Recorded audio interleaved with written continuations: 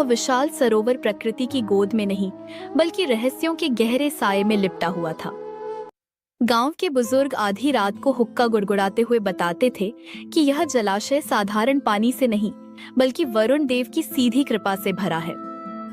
जब आधी रात का सन्नाटा गहरा होता और पूरा गांव गहरी नींद की आगोश में होता, तब सरोवर के ठीक बीचों बीच एक हल्की अलौकिक नीली लौ धीरे धीरे ऊपर उठती थी। गांव वाले इसे वरुण देव की ज्योति कहते थे। गांव के पनघट पर अक्सर स्त्रियां कानाफूसी करती। बहन, सुना है परसों फिर वो नीली लौ दिखी थी। जिसने भी उसे छूने की कोशिश की उसे सरोवर ने निगल लिया। कोई भी उस लौ के करीब जाने की हिम्मत नहीं करता था, क्योंकि लोक मान्यता थी कि बिना सिद्धि के वहां जाने वाला जल समाधि ले लेता है। सरोवर के तट पर एक आलीशान कुटिया बनी थी, जिसकी भव्यता किसी राजमहल को टक्कर देती थी। मखमली पर्दे, चंदन की महक और चारों तरफ फैला हुआ गहरा सन्नाटा यहाँ आने वाले की बुद्धि पर पर्दा डाल देता था। वहाँ दो प्रभावशाली संत रहते थे, स्वामी कपटी महाराज और उनके प्रधान शिष्य माया मुनि। स्वामी कपटी महाराज के चेहरे पर एक बनावटी तेज था और उनकी लंबी सफेद दाढ़ी उनके भीतर छिपे लालच को ढके रखती थी। माया मुनि भी कम नहीं था, उसकी नजरें हमेशा सामने वाले की जेब और गहनों पर टिकी रहती थी। एक सुबह जब कोहरा अब भी छंटा भी नहीं था, गांव का सबसे शक्तिशाली और अहंकारी जमींदार ठाकुर जगत सिंह कुटिया के द्वार पर पहुंचा। उसके जूतों की धमक से शांत वातावरण गूंज उठा। उसने भीतर प्रवेश किया जहां स्वामी जी ध्यान का नाटक कर रहे थे। महाराज, इस तुच्छ प्राणी का दंडवत स्वीकार करें। आपकी ख्याति अब शहर के बड़े बड़े सेठों और दरबारों तक पहुंच गई है। कपटी महाराज ने अपनी एक आंख आधी खोली और माया मुनि को इशारा किया। सावधान ठाकुर, महाराज इस समय वरुण देव से सीधा संवाद कर रहे हैं। तुम्हारी आवाज उनके ध्यान में बाधा डाल रही है। क्षमा करें मुनि जी, पर मेरा मन अशांत है। मैंने अपनी आंखों से महाराज को जल की सतह पर चलते देखा है। वह दृश्य मेरी आंखों से नहीं उतरता। ऐसा लगता है जैसे पानी महाराज के लिए पत्थर बन जाता हो। वत्स जगत सिंह, शांत हो जाओ। वह दृश्य जिसे तुम देख रहे हो वह कोई कलाबाजी नहीं, जल विजय सिद्धि है। वरुण देव स्वयं स्वप्न में आकर मुझे मार्ग दिखाते हैं। महाराज, मुझे भी वह सिद्धि चाहिए। मैं चाहता हूं कि दुनिया जाने कि ठाकुर जगत सिंह पर ईश्वर का हाथ है। मुझे वह शक्ति देखनी है और उसे हर कीमत पर पाना है। महाराज, यदि आप मुझे यह मंत्र सिखा दें तो मैं अपनी जागीर का आधा हिस्सा, अपने गोदामों का अनाज और अपनी तिजोरी की चाबियां आपके चरणों में रख दूंगा। वत्स, तुम सिद्धि को व्यापार समझ रहे हो? यह मंत्र बाजार में बिकने वाली कोई वस्तु नहीं है। यह रक्त, पसीने और अटूट श्रद्धा से सिद्ध होता है। वरुण देव केवल उसे ही अपना मार्ग दिखाते हैं जो मोह माया के बंधनों को तोड़कर अपना सर्वस्व उनके चरणों में अर्पण कर दे। क्या तुम सच में तैयार हो या यह केवल एक क्षणिक लालच है? महाराज, ठाकुर जगत सिंह जो कहता है वह पत्थर की लकीर है। बस एक बार, बस आज रात मुझे उस नीली लौ के पास ले चलिए ताकि मेरी आंखों का आखिरी संशय भी मिट जाए। उसके बाद मेरा तन, मन और धन सब आपका होगा। महाराज, ठाकुर की श्रद्धा प्रबल लग रही है। क्या हमें आज रात इन्हें वरुण देव के दर्शन कराने चाहिए? ठीक है, आज रात पूर्णिमा है, शक्तियां अपने चरम पर होंगी। यदि तुम्हारी किस्मत ने साथ दिया ठाकुर, तो आज रात तुम वह देखोगे जो देवताओं के अलावा किसी ने नहीं देखा। ठाकुर के चेहरे पर एक अजीब सी चमक आ गई। उसे लग रहा था कि वह अमर होने वाला है, जबकि हकीकत में उसकी बर्बादी की पटकथा लिखी जा चुकी थी। पूर्णिमा की रात थी। आसमान में पूरा चांद अपनी पूरी आभा के साथ चमक रहा था, जिसकी दूधिया रोशनी सरोवर के स्थिर पानी पर चांदी की चादर की तरह बिछी हुई थी। किनारे इकट्ठा था। भीड़ इतनी थी कि तिल रखने की जगह न थी। क्या सच में महाराज पानी पर चलेंगे? मैंने सुना है कि पिछले साल पड़ोस के गांव में भी उन्होंने ऐसा ही किया था। अरे भाई, ये कोई साधारण पुरुष नहीं है, साक्षात वरुण देव का अंश है। बस देखते जाओ, आज जो देखोगे वो तुम्हारी 7 पुश्तें याद रखेंगी। पर काका, विज्ञान तो कहता है कि इंसान पानी में डूब जाता है, क्या वाकई? चुप कर। शहर जाकर तेरी मति मारी गई है। यहां तर्क नहीं, श्रद्धा चलती है। भक्ति में वो शक्ति है जो पत्थर को भी तैरा दे, और ये तो सिद्ध पुरुष हैं।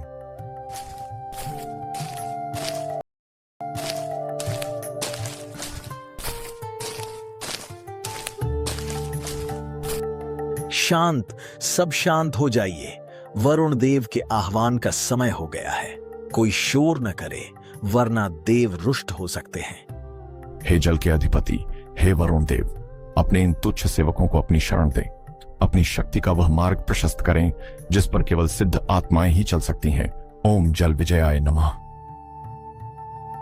महाराज ने अपना बायां पैर धीरे से पानी की सतह पर रखा। किनारे पर खड़ी भीड़ की सांसें जैसे रुक गईं। ठाकुर जगत सिंह सबसे आगे खड़ा था। उसकी आंखें फटी की फटी रह गईं। देख रहे हो, पैर पानी के भीतर नहीं गया, जैसे किसी ठोस जमीन पर रखा हो। महाराज ने दूसरा पैर रखा और फिर धीरे धीरे आगे बढ़ने लगे। उनके पीछे पीछे माया मुनि भी उसी लय में चल रहे थे। वे दोनों सरोवर के बीचों बीच उस नीली लौ की ओर बढ़प रहे थे। गुरुजी, थोड़ी बाईं तरफ झुकिए, सावधानी से। चुप रहे मूर्ख, मंत्र पढ़ता रह। लोग हमें देख रहे हैं। अपनी नजरें ऊपर रख, जैसे तू स्वर्ग देख रहा हो। जैसे जैसे वे सरोवर के बीच पहुंचे, भीड़ में जय जयकार होने लगी। कपटी महाराज की जय, वरुण देव के अवतार की जय। हे प्रभु, मेरी आंखें धन्य हो गईं। महाराज, मेरी बीमारी दूर कर दो। यही तो वह शक्ति है जिसे मैं पाना चाहता हूँ। चाहे मेरी आधी जागीर चली जाए, पर यह मंत्र मुझे चाहिए। वरुण देव प्रसन्न हैं। उन्होंने आज अपनी ज्योति का स्पर्श हमें प्रदान किया है।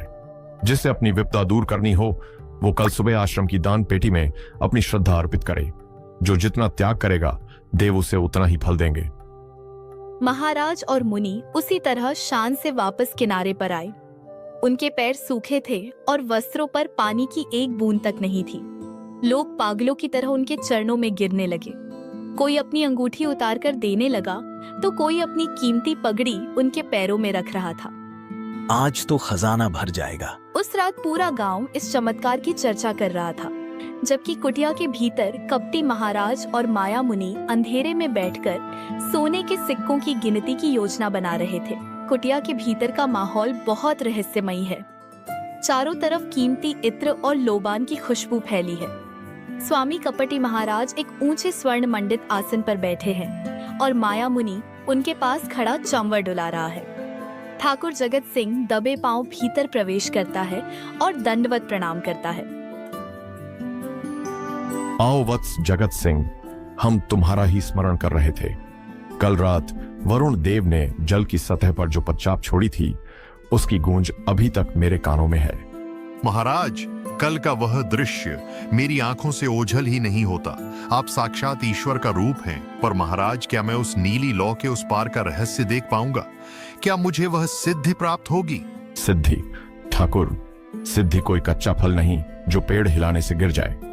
कल रात जब मैं जल पर चल रहा था, तो वरुण देव की दिव्य वाणी मेरे अंतर्मन में गूंजी। वे तुमसे प्रसन्न तो हैं, पर पूर्ण संतुष्ट नहीं। मुझसे कोई भूल हुई महाराज? मैंने तो श्रद्धा में कोई कमी नहीं छोड़ी। श्रद्धा मन में होती है ठाकुर साहब, पर देवताओं को प्रमाण चाहिए होता है। वरुण देव ने स्पष्ट कहा है कि आपके भाग्य में राजयोग और सिद्धयोग दोनों हैं, लेकिन आपके पूर्वजों के संचित पापों की एक काली छाया उस मार्ग को रोक रही है। उस छाया को हटाने का क्या उपाय है मुनि जी? मैं अपनी जागीर, अपनी जान, सब कुछ दांव पर लगाने को तैयार हूं। जागीर और जान की जरूरत ईश्वर को नहीं है वत्स। उन्हें चाहिए स्वर्ण आहुति, एक ऐसी आहुति जो तुम्हारे मोह का अंत कर दे। स्वर्ण आहुति? विस्तार से समझाइए महाराज। ध्यान से सुनो ठाकुर। वरुण देव के महल का द्वार पाताल की गहराइयों में है। उस द्वार को खोलने के लिए 7 दिनों का महाशुद्ध यज्ञ करना होगा। इसमें 50 किलो शुद्ध गाय का घी, 108 बनारसी रेशमी साड़ियां और 5 स्वर्ण कलश जो मोहरों से लबालब भरे हों, उनकी आवश्यकता होगी। 5 स्वर्ण कलश? महाराज, यह तो मेरी कुल जमा पूंजी का बहुत बड़ा हिस्सा है। तो क्या तुम्हारी मुक्ति और वह अलौकिक शक्ति उन तुच्छ स्वर्ण मुद्राओं से छोटी है? अगर मोह है तो अभी लौट जाओ ठाकुर। हम बलपूर्वक किसी को सिद्धि नहीं देते। माया, ठाकुर को सम्मान विदा करो। इनकी श्रद्धा अभी कच्ची है। नहीं महाराज, क्षमा करें, मेरा आशय यह नहीं था। मैं कल ही अपनी हवेली के सारे भंडार खाली कर दूंगा। पूर्वजों के गहने हो या राजकोष की मोहरें, सब आपके चरणों में होंगे। बस मुझे वह मार्ग दिखा दीजिए। यही एक वीर का लक्षण है, याद रहे ठाकुर। जैसे ही वे स्वर्ण कलश जल की गहराई में विसर्जित होंगे, सरोवर का जल 2 हिस्सों में बंट जाएगा और तुम्हें वह मार्ग दिखाई देगा जो सीधे वरुण देव के सिंहासन तक जाता है। 7 दिनों तक कुटिया के बाहर भारी धुआं और मंत्रों का शोर रहता है। ग्रामीण दूर से देख रहे हैं। पर्दे के पीछे साधु और उसके गुर्गे चुपके से सारा सामान गुप्त तहखाने में शिफ्ट कर रहे हैं। 7वें दिन की शाम आती है। महाराज, 7 दिन पूरे हुए। मैंने अपना सर्वस्व अर्पित कर दिया। अब वह द्वार कब खुलेगा? मुझे वह दिव्य प्रकाश कब दिखेगा? हाय, अनर्थ हो गया, घोर अनर्थ। वरुण देव रुष्ट हो गए, सर्वनाश हो गया। क्या कह रहे हैं आप? क्या हुआ? ठाकुर, हम हार गए। जब हम जल की गहराई में उतरने ही वाले थे, वरुण देव का साक्षात क्रोध प्रकट हुआ। उन्होंने कहा कि तुम्हारे कुल में किसी ने गौ हत्या का ऐसा पाप किया है जिसकी गंध से जल अपवित्र हो गया। उन्होंने स्वर्ण आहुति तो स्वीकार कर ली ताकि तुम्हारा कुल विनाश से बच जाए, पर मार्ग बंद कर दिया। पर महाराज, मेरा धन, मेरे पुरखों की निशानियां सब जल में समा गया। क्या मुझे कुछ नहीं मिलेगा? वत्स, दान कभी निष्फल नहीं जाता। तुम्हारा दान स्वीकार हुआ है, इसीलिए तो तुम जीवित खड़े हो, वरना वरुण देव का कोप तुम्हें भस्म कर देता। इस जन्म में नहीं तो क्या हुआ, अगले जन्म में तुम किसी महान सम्राट के घर जन्म लोगे और यह सिद्धि तुम्हारे जन्मजात साथ होगी। जाओ वत्स, इस त्याग पर गर्व करो। अगला जन्म? पर इस जन्म में तो मैं सड़क पर आ गया महाराज, मेरा सब कुछ चला गया। साक्षात ईश्वर के विधान पर शक कर रहे हो ठाकुर। जाओ, शांति से आत्मचिंतन करो। ठाकुर जगत सिंह एक टूटे हुए इंसान की तरह खाली आंखों से कुटिया से बाहर निकलता है। पीछे कुटिया के भीतर कपटी महाराज और माया मुनि एक दूसरे को देखकर शैतानी हंसी हंसते हैं। ठाकुर का छोटा भाई विक्रम जब शहर से लौटा तो गांव का नजारा बदला हुआ था। लोग खेतीबाड़ी छोड़ माला झप रहे थे और उसका अपना भाई कंगाल हो चुका था। विक्रम वैज्ञानिक सोच वाला युवक था। उसने तय किया कि वह इस चमत्कार की धज्जियां उड़ाकर रहेगा। अंधेरा घना है, केवल झींगुरों की आवाज आ रही है। विक्रम अपनी टॉर्च बुझाए हुए पानी के किनारे खड़ा है। साथ में उसका दोस्त सोमू है जो थोड़ा डरा हुआ है। विक्रम भाई, घर लौट चलो। अगर वरुण देव ने देख लिया तो हम यहीं जल समाधि ले लेंगे। सुना नहीं महाराज ने क्या कहा था? सोमू, समाधि वरुण देव नहीं, ये अंधविश्वास दिलाता है। तू बस ये रस्सी पकड़ और यहां नजर रख। मैं देख कर आता हूं कि महाराज के पैर पानी पर टिकते कहां हैं। विक्रम पानी में उतरता है। वह गोता लगाता है। पानी के नीचे वह अपनी वाटरप्रूफ टॉर्च जलाता है। वह देखता है कि पानी की सतह से मात्र 2 इंच नीचे लकड़ी के चौड़े कुंदे एक कतार में जड़े हुए हैं। वह ऊपर आता है और हाँफते हुए बोलता है, मिल गया सोमू, मिल गया। ये कोई मंत्र नहीं बल्कि सिविल इंजीनियरिंग का एक घटिया खेल है। भारी भीड़ जमा है। कपटी महाराज और माया मुनि मंच पर हैं। विक्रम भीड़ को चीरते हुए आगे आता है। आज की पूर्णिमा पर जो भी श्रद्धा से अपनी अंतिम पूंजी अर्पित करेगा, वरुण देव उसे स्वयं साक्षात दर्शन देंगे।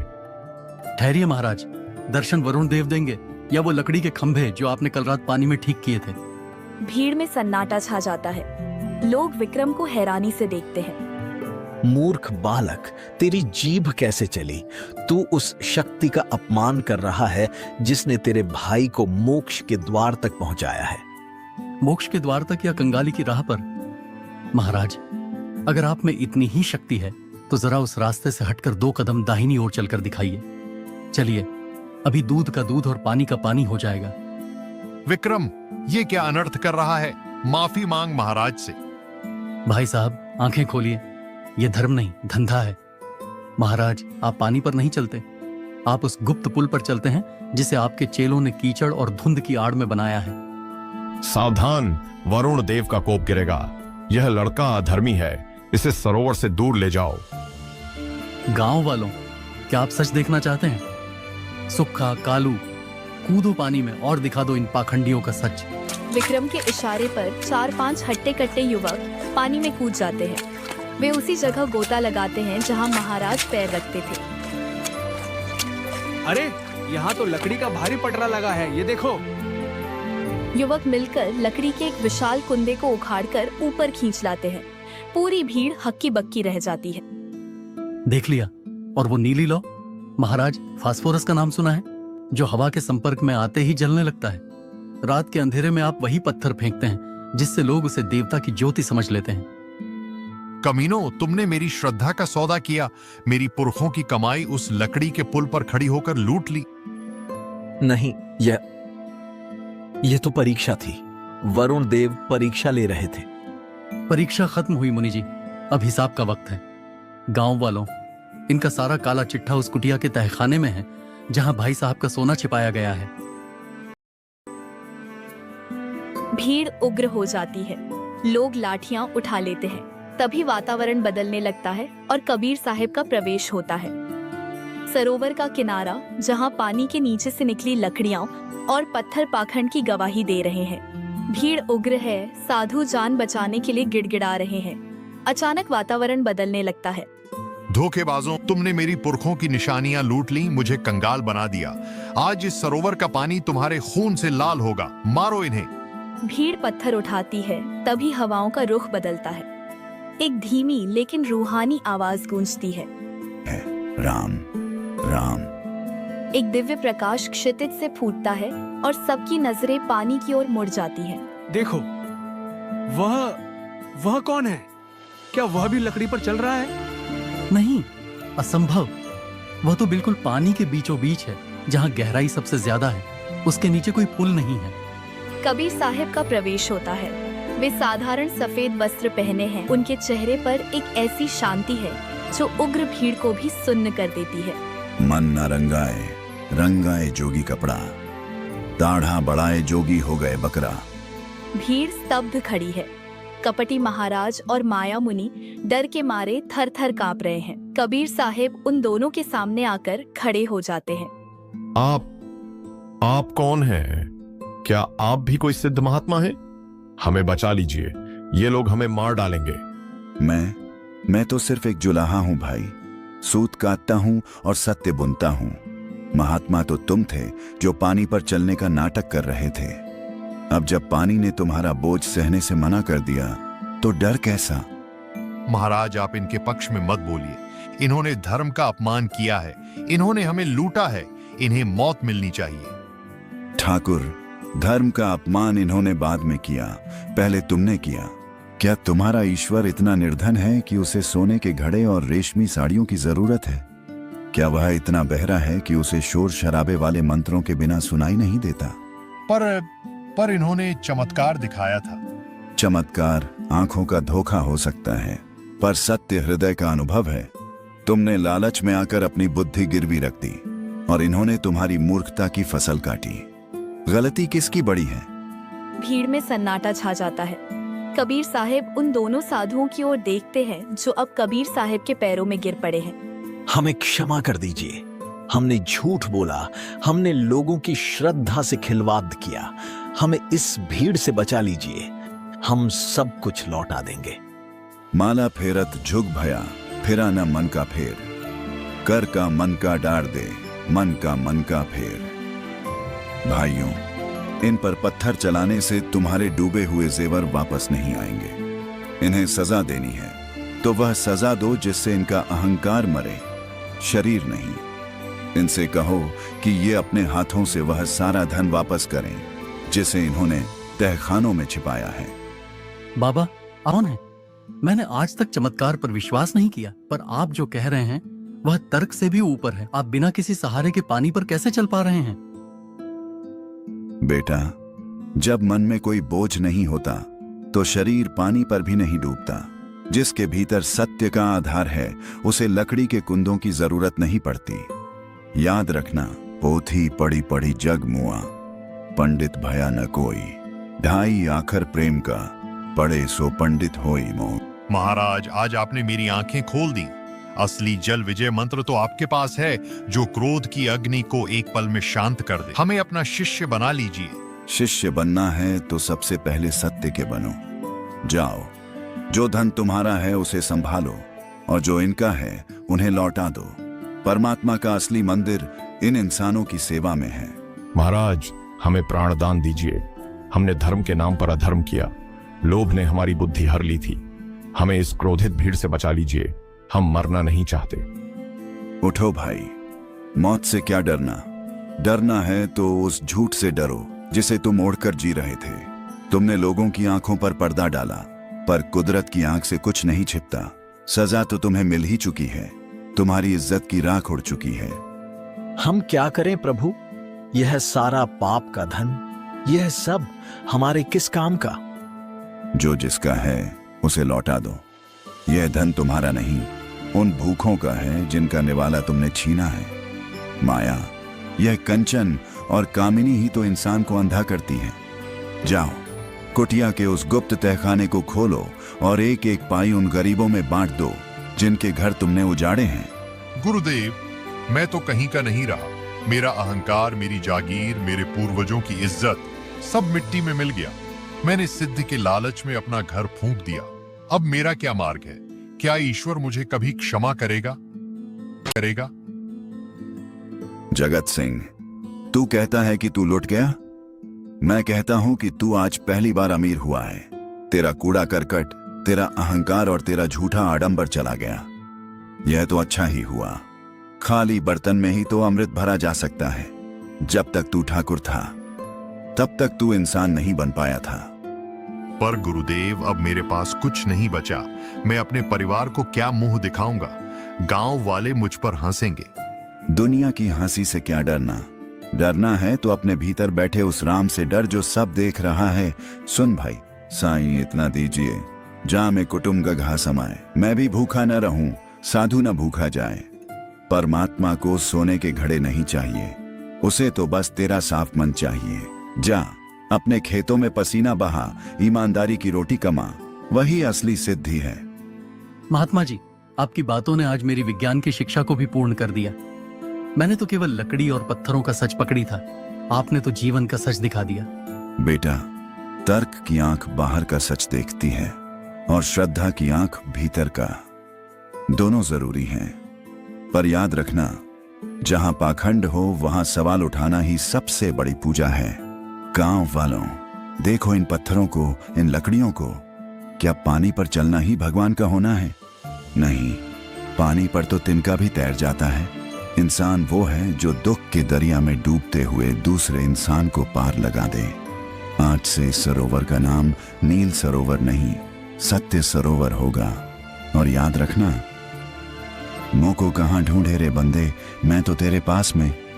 न तीरथ में न मूरत में, मैं तो हूं विश्वास में। गुरुदेव, हमें अपनी शरण में ले लीजिए।